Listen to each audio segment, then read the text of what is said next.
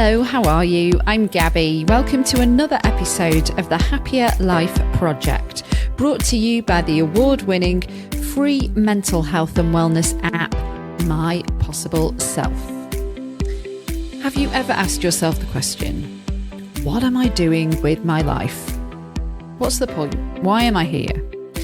In psychology and psychotherapy, existential crises are inner conflicts characterized by the impression that life lacks meaning or by confusion about one's personal identity.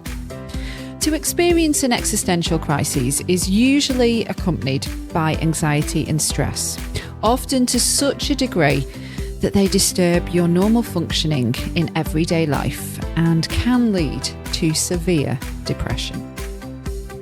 Existential therapy focuses on free will, self-determination, and the search for meaning. It's not necessarily searching for the big answer to the question, what is the meaning of life? It's more looking for the answer to the question, what's the meaning of my life? And that's what we're going to explore today. Are we living a life of purpose and meaning and alignment and authenticity? Or have we somehow veered off course? So we're feeling quite lost, maybe a bit empty. The good news is we can steer ourselves home. And that's what we're going to be looking at with today's guest, Dr. Sara Kuburic, an existential psychotherapist, speaker, essayist, columnist, consultant, and author of It's On Me, Accept Hard Truths, Discover Yourself, and Change Your Life. It's On Me is a fantastic guide to identifying self-loss and discovering the freedom that comes from taking responsibility for how we live. This book invites you to go deeply inwards, stripping away all the labels and the masks, questioning your values, decluttering any mental baggage that you've picked up along the way that does not serve, and offers you a blueprint to a more purposeful existence that is right for you. Dr. Sara is extremely passionate about helping people seek change and live authentic, free, and meaningful lives. And she's been helping millions, yes, millions of people do just that. Known as the Millennial Therapist on Instagram, she's built up a community of over 1.7 million individuals due to her sharing her tips and musings that normalize human experiences and encourage self-reflection. This is a really deep, juicy conversation, but Dr. Sara is so cool and easy to chat to. She really helps simplify stuff. And honestly, when you read the book and even listen to this conversation, you're bound to have some light bulb moments when you think about when your anxiety was high, or maybe when you were feeling really low, or you're in a state of fear and panic. It might be because you are not living your life the way that is right for you to thrive and enjoy. And it happens to the best of us. So, ready to find a healthier, happier you? Let's get started. Welcome, Dr. Sara Kuburic, to the Happier Life Project. Thrilled to have you. As we just briefly spoke about, I've read the book twice because I felt like I really needed to do that, to be fully transparent. I didn't even know what an existential therapist was before. And this is me presenting this podcast now for 3 years. And so then when I started to learn and understand a bit about you and also a bit about the topic, the main topic being self-loss, then I was like, I'm sure this is the root of where a lot of people are in crisis and then consequently suffer from their mental health, but they might not be able to articulate it, or have come to that conclusion like you did at the tender age of 24. But before we jump into all that, I would love it if, coming from the words of a professional, you could explain to our app users and our listeners, what is existential therapy and how do you work with your clients on that basis? Yeah, and this is a super common question, which makes me super excited because I don't think it gets a lot of airtime. And I often get asked, like, how is existential therapy different than normal therapy? And then I always chuckle because there is no normal therapy per se. I think it helps to just understand how therapists work. So each therapy has a theory or a modality or multiple in which it helps them understand what the client is going through. Mhm. So when the client sits in front of you, it's kind of like a map in your head where you ask specific questions, you conceptualize their problem a certain way, and then you help them get to where they want to go, depending on what and how your theory understands change and healing and growth and all those great, yummy things that we want in therapy. Mm. And so my theory of practice comes from existential philosophy, more specifically existential analysis. And so all that means is that the way I perceive my client and my work comes from this framework. And existentialists are known to tackle very universal questions and themes of isolation and death and meaning and authenticity. And so when I'm talking to a client, these are the types of things that I'm thinking about, while an attachment theory expert might be looking for the attachment of the client through their narratives, through their conversation. And so that's kind of the comparison I like to get, but hopefully that helped give a bit Yes. of a glimpse of what it is. Yeah. Yeah, Okay, cool. definitely. And as I sort of touched upon before, you came to this huge crossroads in your life at 24, and it manifested as a panic attack. And it was, I suppose, for the first Mm-hmm. time where you'd really asked yourself, why am I here? What am I doing?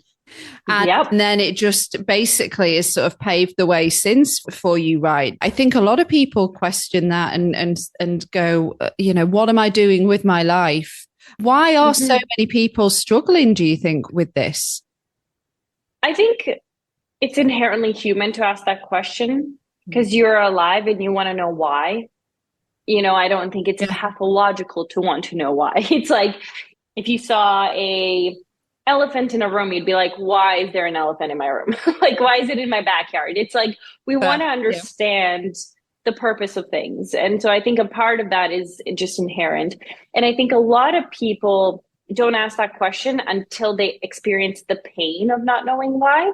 And we in our current society have so many distractions and so many expectations and so many scripts of the way we should live and conduct ourselves that once we go down that path, we stop asking what is our personal why we're alive, because we have all these checklists to fulfill. And so we're too busy doing that. And then at some point, I think all of us to various degrees have this moment of like, what am I doing here? Like, I'm checking out these things, and particularly if it's things that are meant to bring you joy. So you got a promotion, you graduated from high school, you have a kid now, you got married, whatever it is, you hit a major milestone, and then you go, well, this is not giving me what I thought it would give me. So a lot of people Right. also ask this question at a big high where they go, well, I thought this would solve my problems or give me fulfillment or meaning. And all it's done is check off something, an item from my list. And so I think that that's a really unnerving place to find ourselves. So Mm. one example of when people ask that question. And then is a lot of that to do with then maybe they check something off the list because they think that's what they should be doing, such as, for example, having a child. That might not be for everybody, but they might be conditioned to think, Mm-hmm. well, this is what I do. Is that then where the inner conflict happens because it doesn't bring you the joy it's supposed to, because Yeah. you're not aligning with your true self and deep down your true beliefs and wants and desires? For sure. And I think it's also the self betrayal becomes a bit more obvious.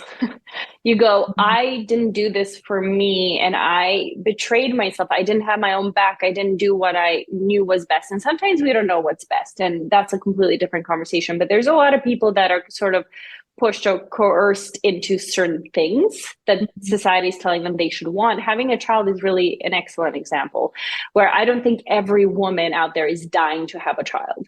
And yet we've made it very like that's the definition of being a woman. It's like, Right. and for example, I'm someone who does not want children, and I've been quite vocal about that.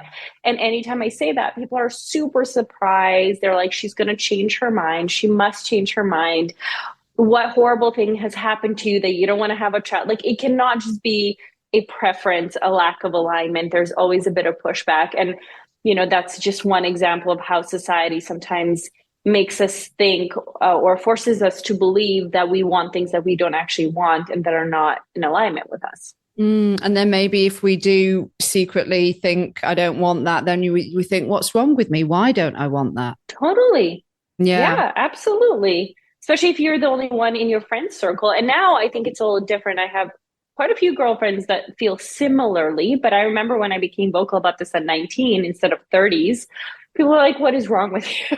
And I went like, oh, why do I not have this instinct? I used to be like, am I not? Like, why don't I have this maternal need to take care of someone else? And it was a thing I had to reconcile with myself and also realize that I wasn't less of a person or less of a valued woman if I didn't want to have a child.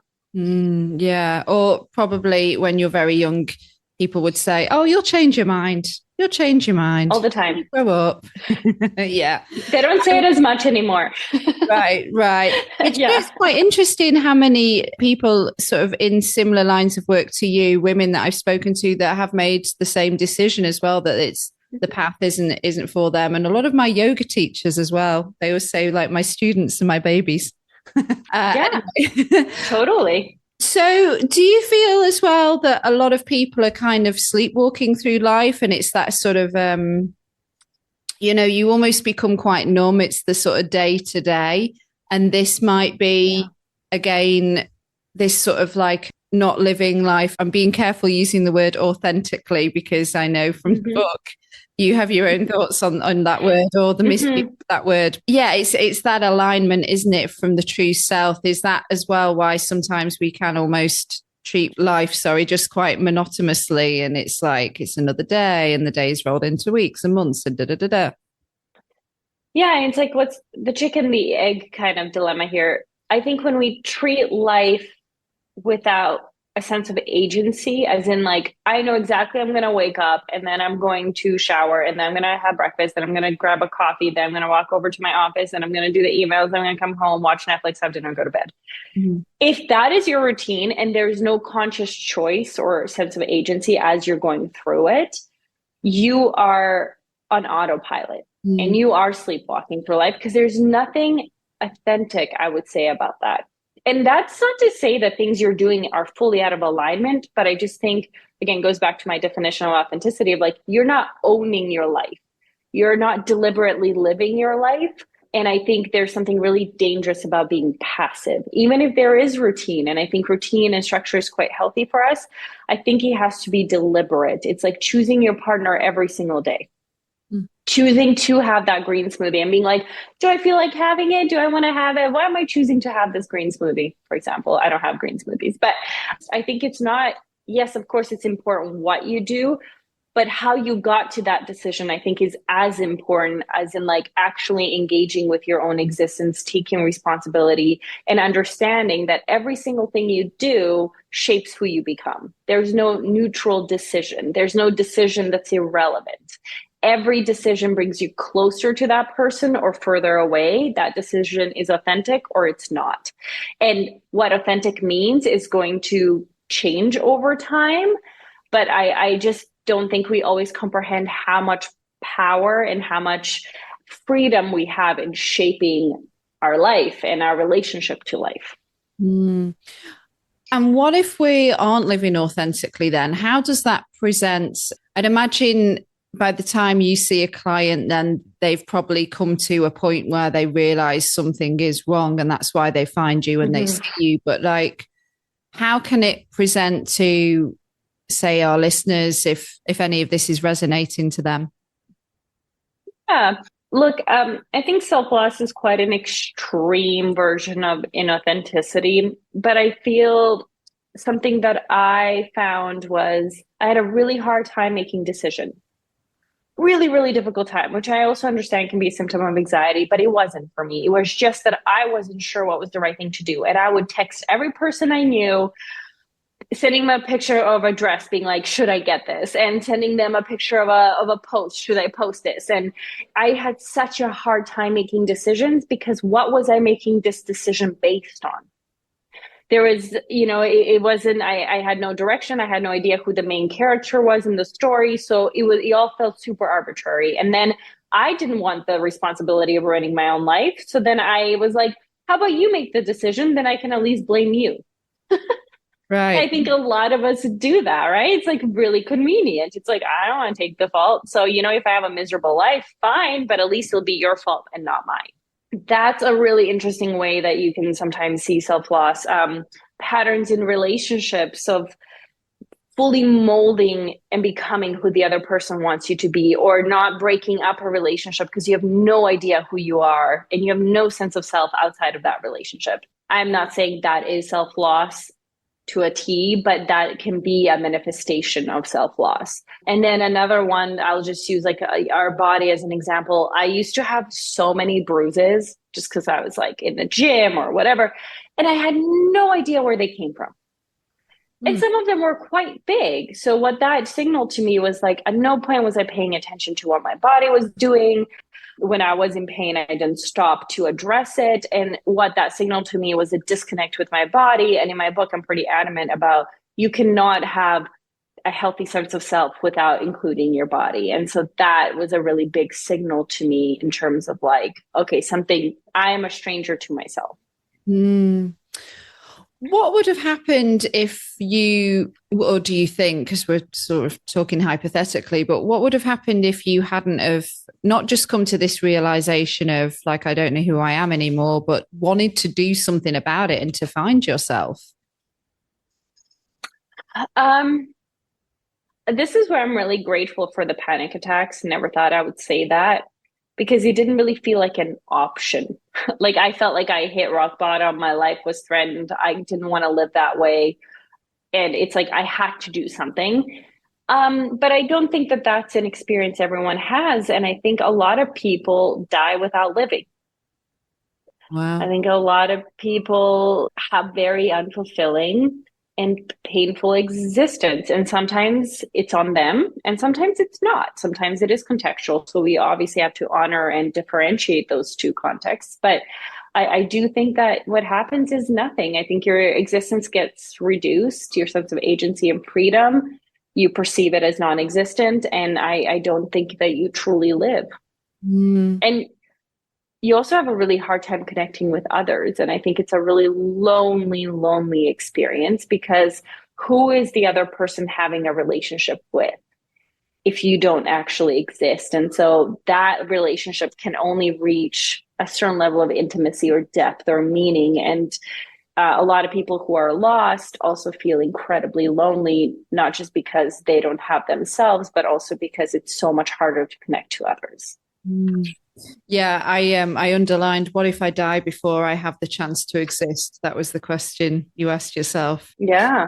Yeah, really powerful. Why did you call the book It's on Me? Well, it went through a lot of the title is the hardest part, at least it Yeah. was for me.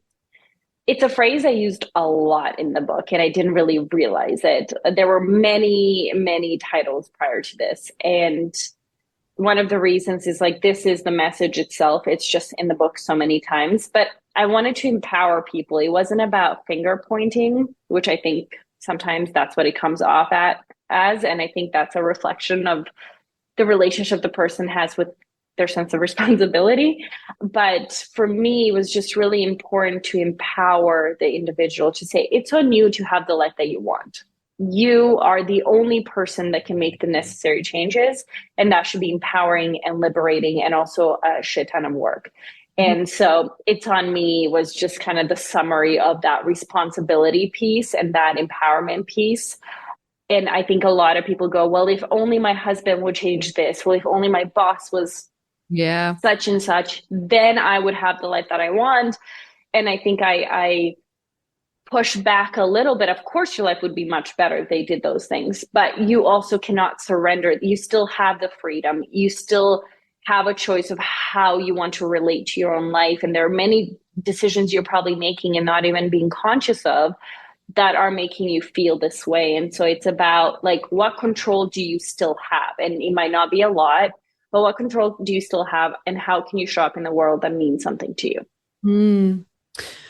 We do get a lot of external messages from loved ones, from social media, from watching Hmm. TV, even. So I think like something that you really highlight in the book is that a lot of these kind of layers that we've developed, or these even different masks that we slip on, we might not even be aware Hmm. that we're doing it.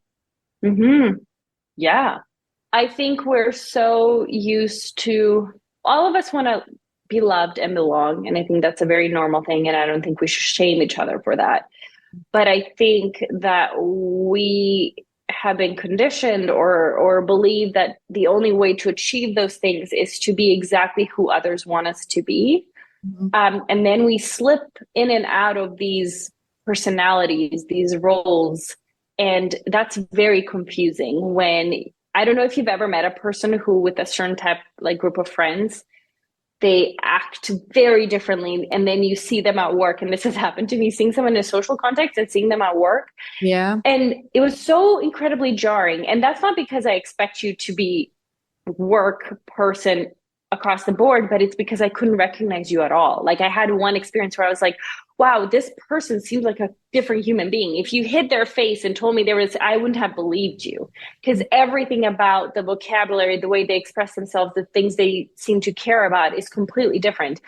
And that happens to us all the time. And we all do it to varying degrees. And so I think it's just important that you work towards being cohesive, that yes, different contexts will highlight different parts of you, but it shouldn't be a fragmented version of you that's now being like the pieces are being scattered and none of it makes sense and none of it is cohesive. And so I think when we put on masks and roles as our identity, it gets really tricky because when we're switching masks, it's really hard to keep track of who you really are. Yeah. um, and I think that who we are comes through the way we express ourselves. And so if our expression is confusing or incoherent, we'll be looking at our actions and going, who the heck is this person?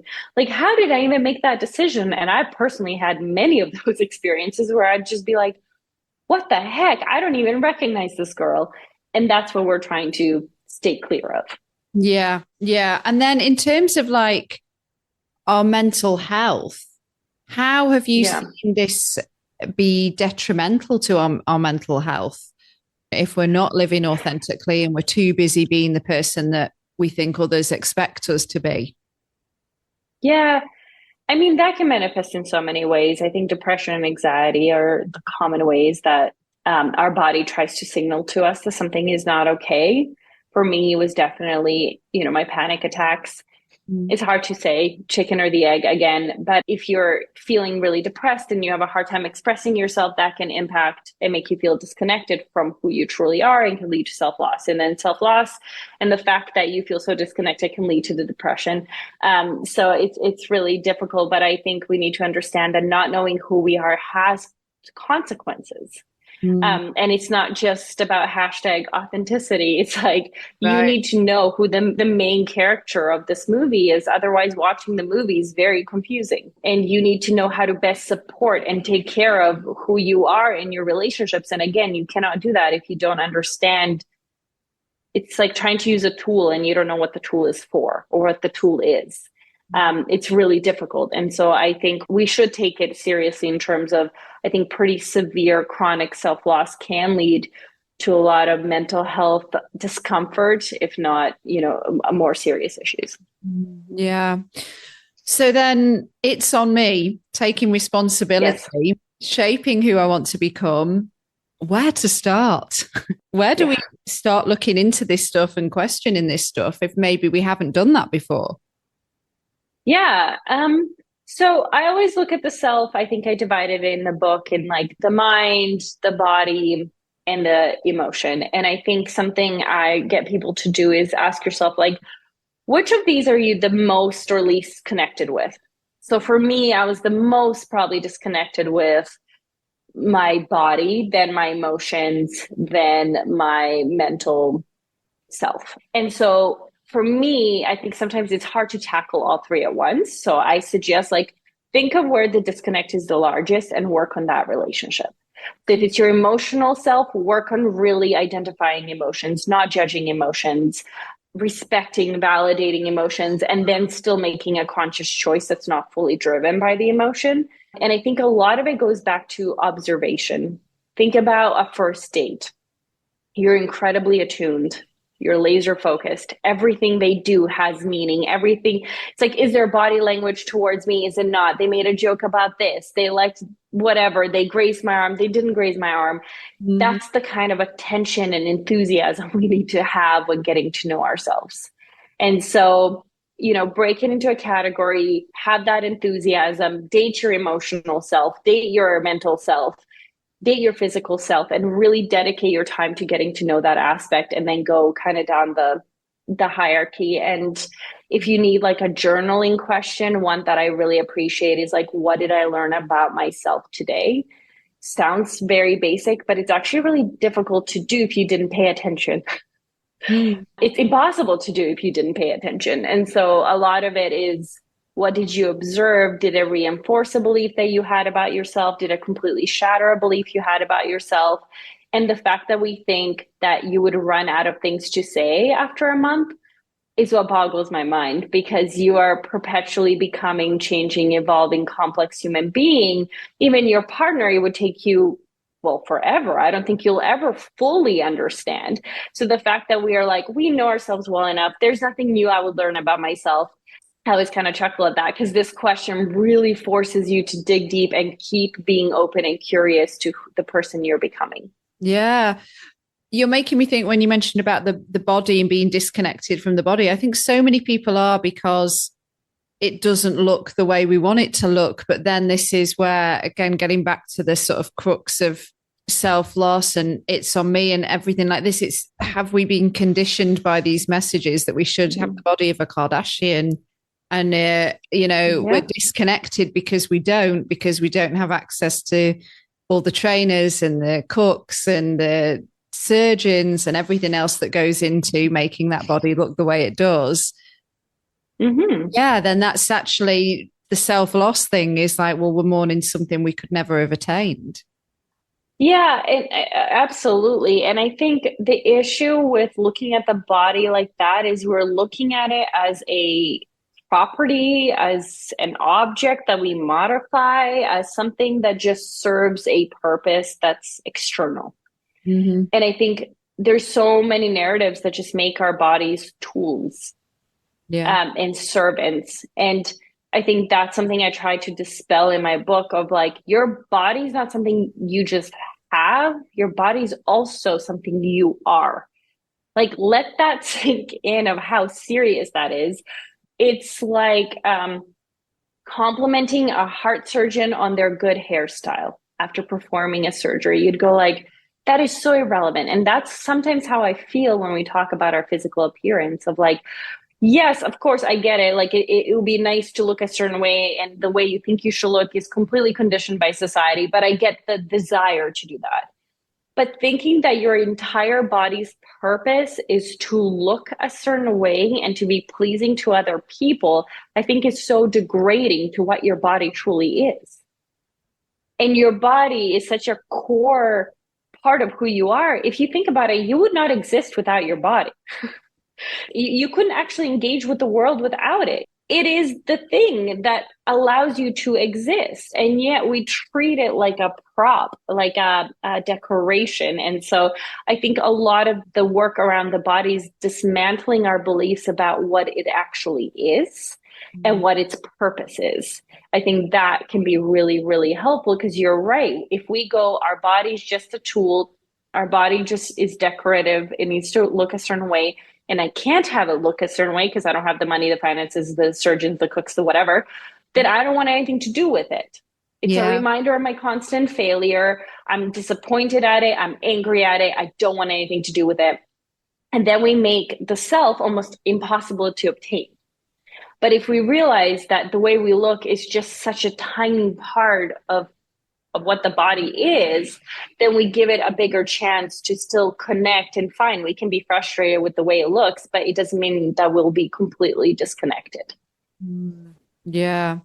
You've got some fantastic case studies, obviously, in the book. let's say I'm a client and I'm coming to you and I'm feeling lost and I'm feeling empty. I'm a female, I'm in my early 30s. I'm unfulfilled in my job. I'm struggling to find anybody suitable to date. I distract myself with social media and dating apps. I'm not sure what to do career wise. So I'm constantly clock watching for when the workday will end. I'm so unmotivated. I don't have any energy to work out and eat healthily. So I don't feel good in my body. And therefore, this is why I think I can't get a romantic partner. Where would you start with me? I love this. It's just so complex, but it's such a beautiful case study because it shows you the domino effect that I think a lot of people experience. Right. Of like one leads to the next, to next, to next, and now you're like, I'm unlovable. No one wants me. Yeah. And I think the actual honest answer is I would start where the client wanted to start, depending on what their goal was.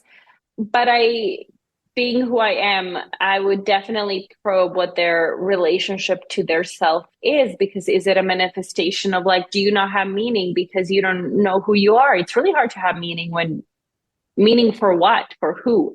And so for me, it always goes back to, how is this person talking about their body? How is this person talking about relationships? How is this person experiencing themselves in the world? And I would start probably with self-work. That is the honest answer. I would go, let's go through the hierarchy. Where are we feeling really disconnected right now? How can we reconnect you with who you are so that you can find meaning in your job, so that you can change your attitude about your job, so that you can honor your body with the lifestyle that you have, and then that you can regain maybe that confidence and self-esteem when it comes to dating. So a lot of it would be first just assessing how disconnected or connected they were, and what decisions or autopilot tendencies have led them to be in this sort of headspace. Where are you at with finding purpose in life? Like, we've heard a lot that, you know, if you have purpose in life, then it's really good for your mental health.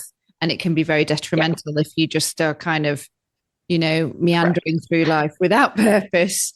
So is this something that you help your clients to find? Absolutely. Yeah. Purpose is huge. And something that I will say is that individuals who find purpose, the purpose is often rooted in two things. One, authenticity. So they're very aware of who they are and how they engage in the world. And that's important because your purpose will be grounded in values. And so you need it to be really closely connected to who you are. Otherwise, what you're doing could be meaningful to your mom, to your dad, to your cousin, to your neighbor, but it won't be meaningful to you. So meaning is subjective. And that's an important thing to remember. The second is usually it's rooted in expression. So a lot of people will find meaning in service. And I kind of hate that word, but I think that's because it's rooted in expression. And so when you feel like you're showing yourself, or you're helping someone, or you're living out those values, that's when most people find meaning. Meaning is almost never found in selfish things. And that's an interesting observation of like my work and my clinical practice. I've never found someone being like, I found so much meaning in just making money for myself. Like that has never, and yeah, we think that something like that would bring us a lot of meaning. That will bring us security. That will bring us comfort. That will bring us a lot of things, but meaning might not be one of them. And so make sure that your meaning is really rooted in authenticity, in expression, and in your values. And it's going to be a very subjective experience that changes, because what you found meaningful in your 20s might not be meaningful in your 30s. And that's totally okay. If anything, that's actually quite healthy. So would you say that in your role as a therapist and a writer that you found your purpose? Yes. And okay. I think, you know, I derive a lot of my meaning, majority of my meaning, from my work. And I think it's why I'm passionate about it. And there's pros and cons to being this passionate about your work and finding meaning in your work. That being said, I think reevaluating my meaning and having moments of like, why am I doing this, is very common for me. It's probably why I'm an existentialist. I will have moments that I once or twice a year at least, where I'll be like, what is the point of any of it? What actually brings me joy? What actually brings me fulfillment? And I'll have this like spiral of agony. And instead of being really scared or perceiving it as a threat, I really started to see it as just a check-in. Ah. All I'm doing is saying, hey, Sarah, are you actually on the right path? I'm noticing that you don't feel that same sense of fulfillment from the way that you've been writing this thing or conducting this project. Is it burnout or is it lack of alignment? You've changed a lot in 6 months. If it's lack of alignment, it's time to pivot or move on. And so I find these moments of existential dread and questioning and kind of that crisis, although it's not a full existential crisis, obviously, it's actually really helpful. And my reframe is always, I'm checking in with myself. The universe is checking in with me and making sure that I'm still aligned. And that helps me when I have those moments of like, why am I doing this? What am I doing with my life? But I would say that I really find a strong sense of purpose in my work, and I'm very fortunate for that. And I don't have as many, moments of meaninglessness, but to say that I never have them would just be a flat out lie. I love So that. I will not lie to you. Yeah. Okay. And I appreciate it. I have to squeeze in just talking quickly about mental decluttering and creating space for who you really are. That was, I think, my favorite chapter in the book. And I don't know if lovely. I don't know if it was because it really resonated because I very recently moved apartments and I've been going through a big physical decluttering, and love it. I have definitely noticed it has mentally helped me create space. You say releasing or eliminating thoughts, beliefs, opinions, assumptions, habits, possessions that are not serving us. In order to be who we truly are, we need to shelve who we are not. So could you give a quick example of what a mental spring clean might look like? Yeah, I think for me, in my experience, I had to come to terms with everything I wasn't before I came to terms with everything I was. And that meant, this is a silly example, I grew up on the Pacific Northwest. So being an outdoorsy girl is a thing. Like, you should want to wear boots, wool socks, and go camp. And I could think of nothing worse than that. And rain jackets are not a fashion statement. Like, I did not love that. And it was really hard for me because everyone around me was like that. And everyone expected me, when I would say, I'm from Vancouver, they'd be like, oh my God. And they would be like, I love that hike between this and this. I'm like, I have no idea what you're talking about. And this is a silly example. And I want to use a silly example because nothing is silly. I had to release the notion. I had to release space and that expectation and that imposition, and that I was unhappy about the fact I couldn't be that girl, because that would have made my life easier. And so I had to come to terms with I'm just not that girl. And I will always pick a croissant over a salad, and that's okay. And I had to come to terms with everything I wasn't. And at that time, I was a wife, and I had to come to terms with that. I actually don't identify as a wife, and that's not someone I wanted to be. That was on the more serious side of things. And so creating space meant letting go of structures and beliefs and habits and expectations that I and others have imposed on me, just to go, okay, now you have space to be whoever you want to be. What are you going to decide? Because I do think ultimately it is a decision of how we choose to show up in the world. And so we all have limitations, and some of us have more of them than others, depending on context and culture and politics and a bunch of things. And so we need to honor that. But for me, I just had to let go of everything I could, and then give myself space to then start to construct who I really was.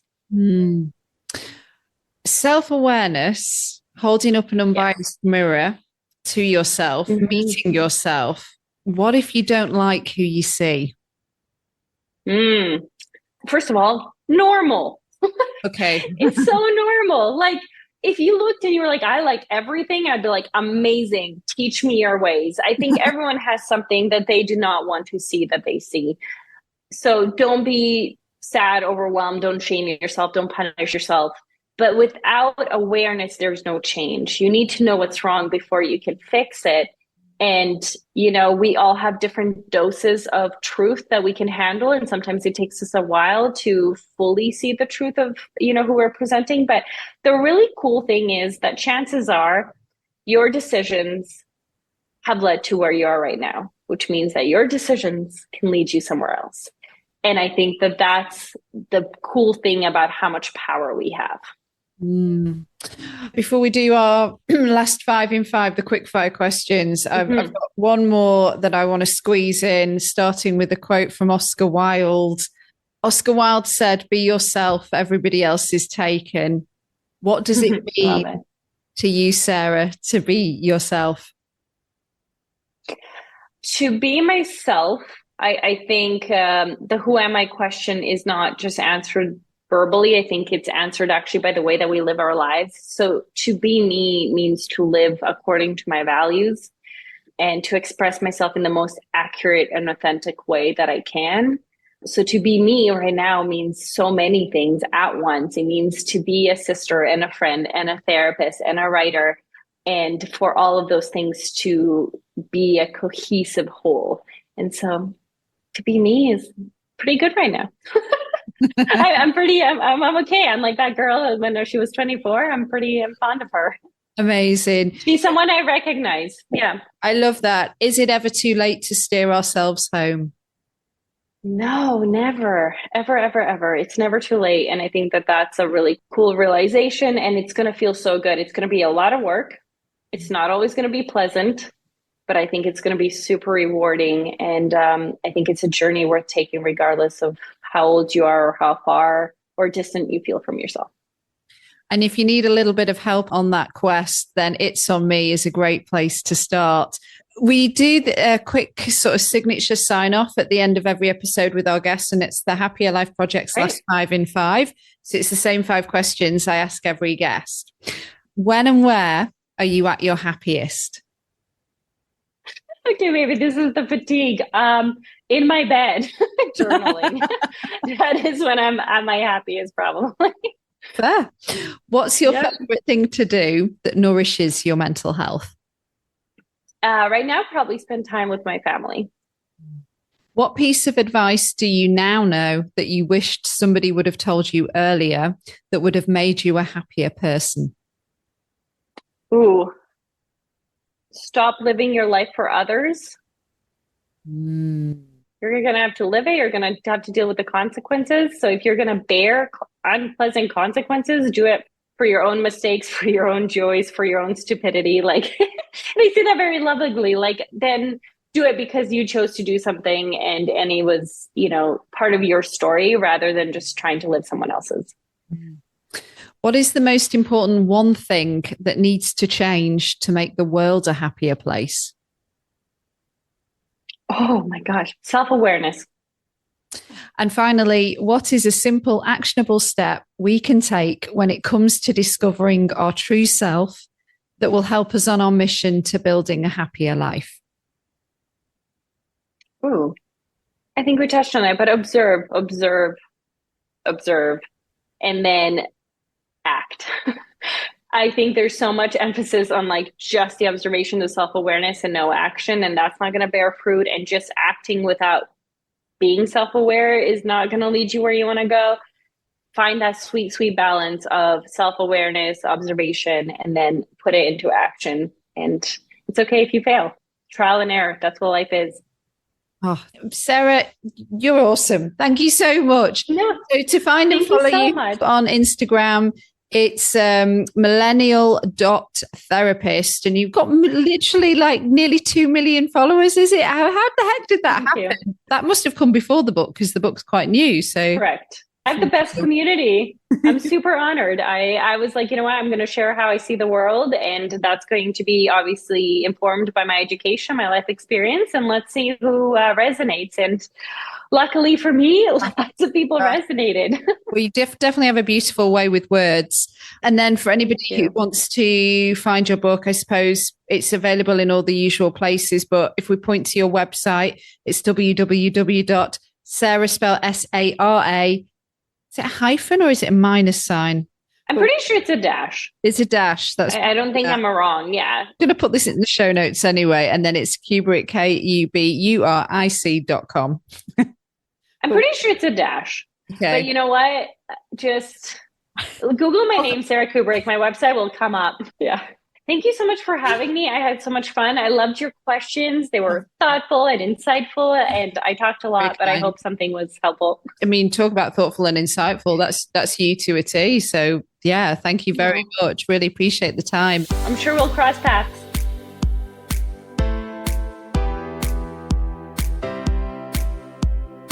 Hello, it's Gabby back with you. Thank you again to Dr. Sara Kuburic. And thank you to you for listening to this very episode of the Happier Life Project. And now for the important housekeeping before we sign off. If you are suffering with your mental health, there is a crisis button on the My Possible Self app, which will signpost you to the correct information for immediate expert advice. Those of you who are listening right now on one of the podcast platforms, the My Possible Self app is completely free to download. You can access all of the content and you don't need to worry about it costing you anything.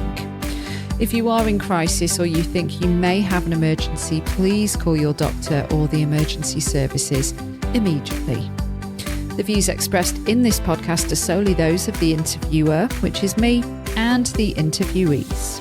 The content of this podcast is for informational and educational purposes only and should not be considered as a substitute for professional or medical advice. The Priory Healthcare are not involved in the production or content of this podcast. I'm going to be that guy. I'm going to have to say it. If you found this episode helpful, please do leave a review. It helps others to find us. And do subscribe to the pod if you are listening outside of the app. And to find and follow us on social media, if you're not already there, we are at My Possible Self, and I've been at Radio Gabby. Do take care, and I'll see you on the next one. Bye for now.